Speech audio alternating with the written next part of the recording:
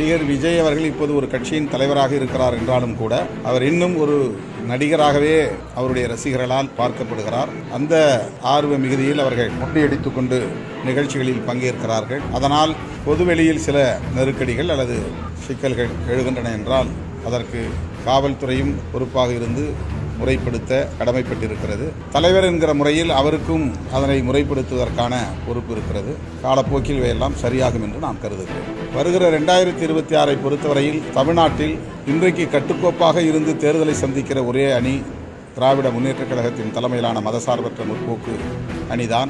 எதிர்த்தரப்பிலே இன்னும் அணிகளே உருவாகவில்லை என்றுதான் சொல்ல முடியும். அதிமுகவும் பாஜகவும் பேசிக்கொண்டார்கள் என்பதை தவிர இன்னும் அதிமுக தலைமையில் உருப்படியாக ஒரு அணி வடிவம் பெறவில்லை. தனியாக நிற்கப் போகிறாரா அல்லது அணி அமைக்கப் போகிறாரா என்பதை இன்னும் விஜய் அவர்கள் தெளிவுபடுத்தவில்லை.